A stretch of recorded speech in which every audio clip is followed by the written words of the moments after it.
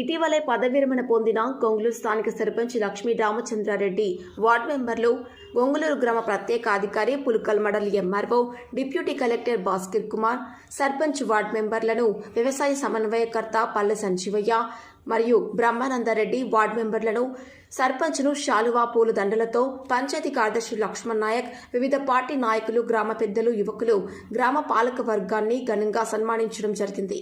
Pulkal mandal విలేకర్ Akula గొంగయ్య, Drishyam news.